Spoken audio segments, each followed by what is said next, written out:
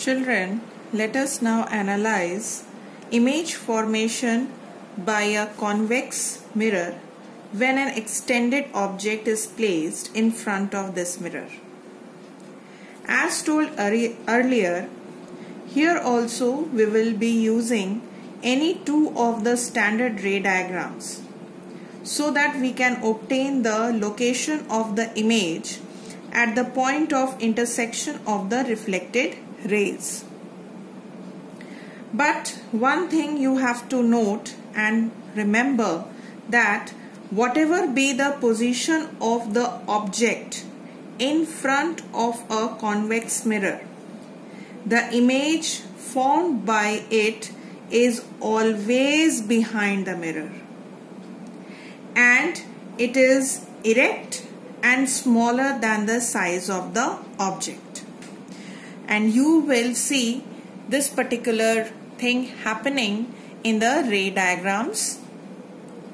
Now there are two main positions of an object in case of a convex mirror, which is unlike concave mirror where there were 6 positions of the object, but here there are two main positions from the point of view of the position and size of the image.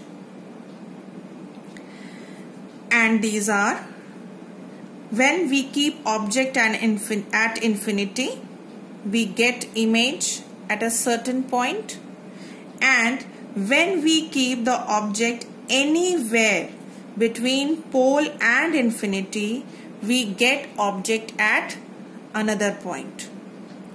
Which means that doesn't matter the object is at F or at C, between C and F or anywhere or beyond C, we will get the position of the image at a particular point only. And that is why the second ray diagram will be for an object which is placed anywhere between pole and infinity.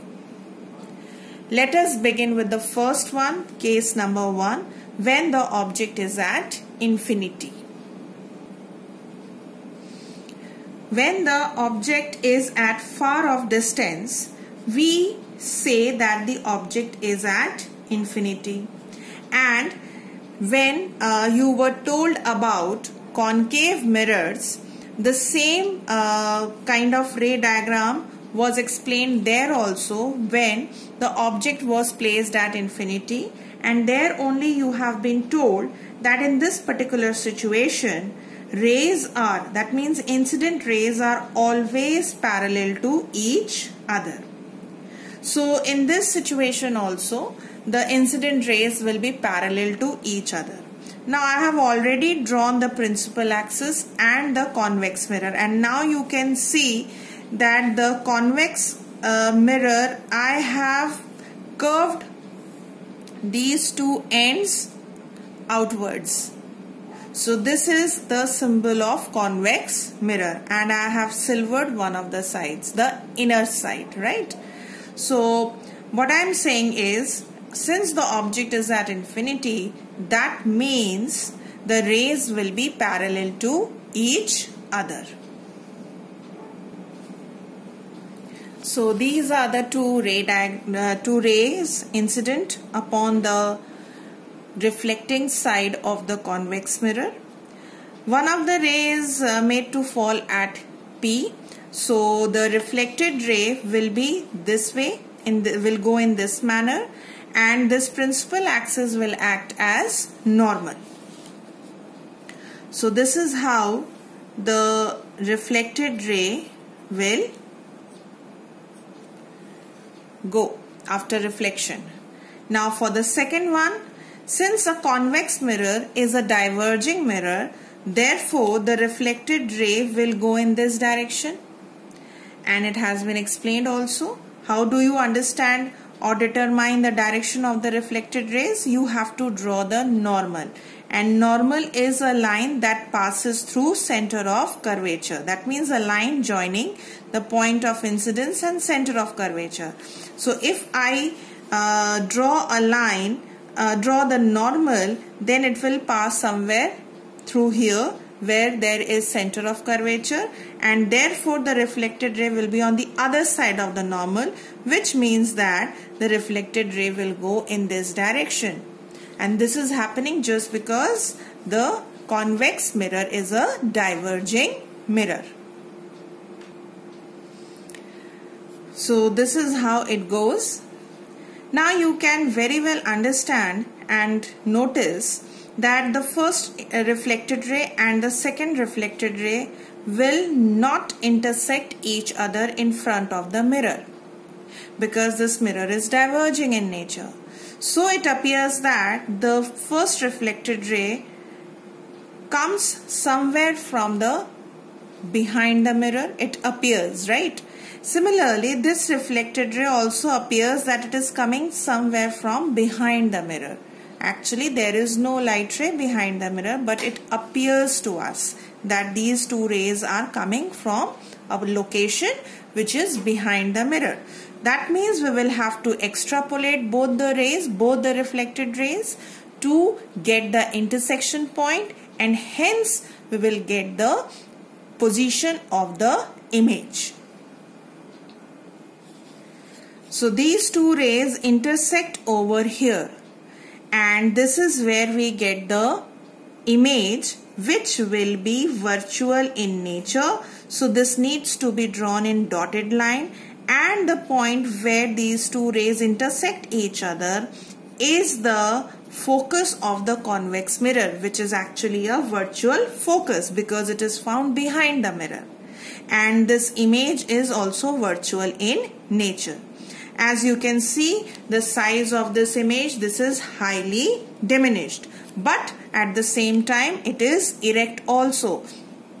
So that means if I had to write the characteristics of the image which is formed by the convex mirror under this situation, so the position I will write, position of the image is at focus, and this focus is definitely the virtual focus. Size is highly diminished,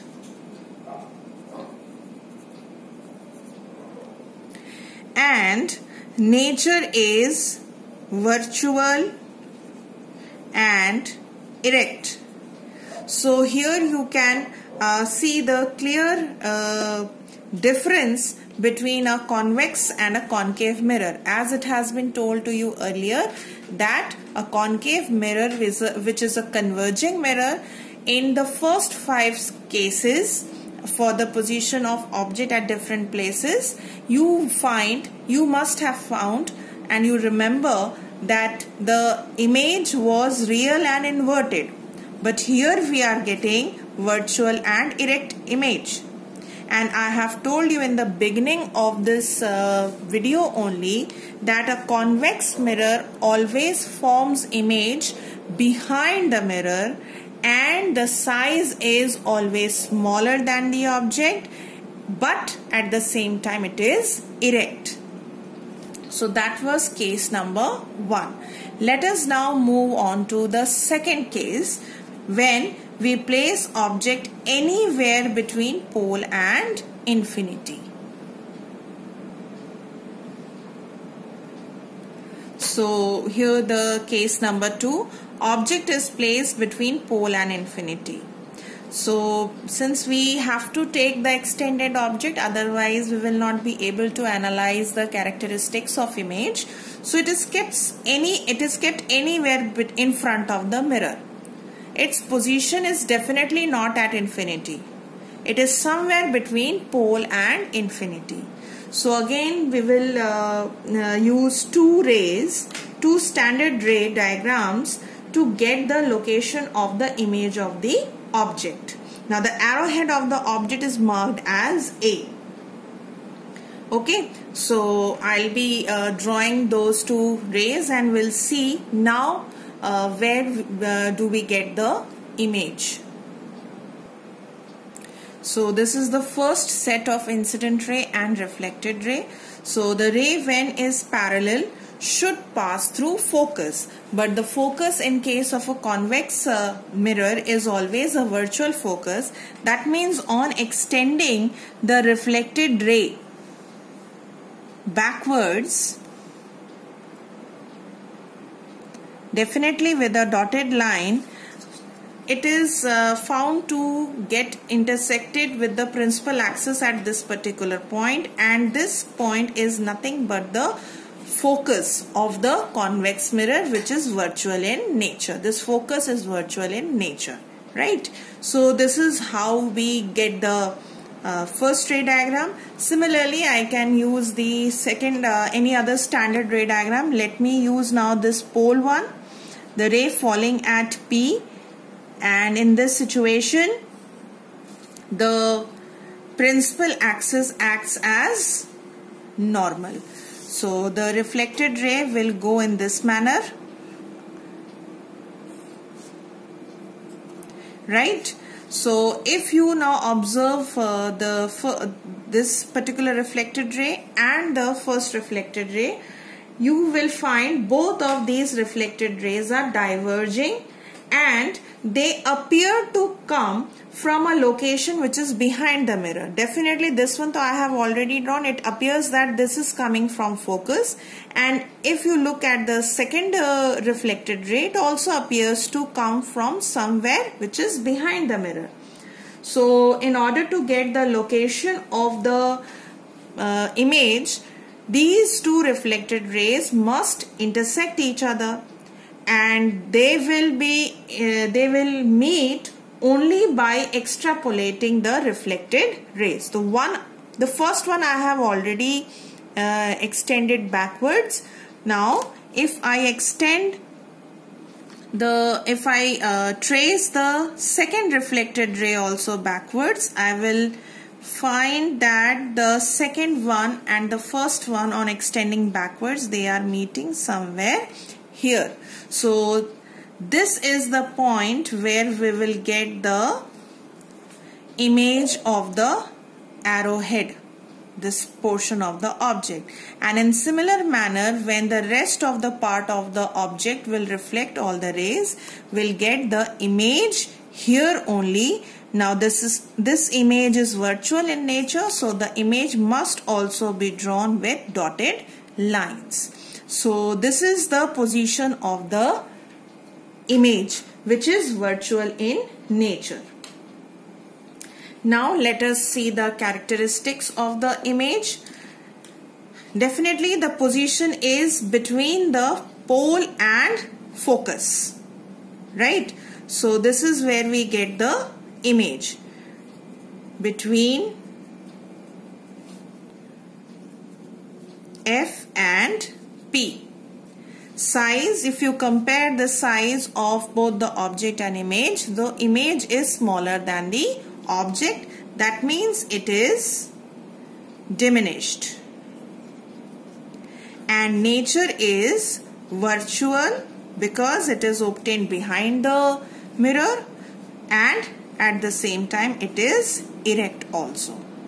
So this is what the characteristic of the image we will find if the object is kept anywhere in front of the mirror except at infinity. Now one important point that you all must understand and remember, and that is this one. If we move the object more and more away from the pole, if the object is moved away from the pole, that means if I shift the object more away from the pole, that means towards this side, then the image becomes smaller and smaller in size. And that is why, remember, in the first case, since the object was much away from the convex mirror, it was at infinity, therefore you got the image which was highly diminished. So this point is explained over here. You move the object away from the mirror, the size of the image becomes smaller. At the same time, there are two things. Not only the size will become smaller, but also the image will shift away from the mirror towards its focus. That means if I shift the object away from the mirror, the image will also shift away from the mirror and it will go more towards focus. But in any situation, it will never go beyond focus. The maximum limit to which this image can be shifted is till f, and this will happen only when the object is at infinity, which you have already seen here that the image was formed at focus. Now if you bring the object anywhere in front of the mirror, then the image will always form between pole and focus, but the more the away this object is from the mirror, the image will also be found to be shifted away from the mirror, but it will never go beyond focus. It is always formed between f and p, and at the same time the size will go smaller and smaller. Its nature will remain virtual and erect for all the positions of the object. So this is a very important point that one must remember to understand the concept of convex mirror, the image formation by the convex mirror.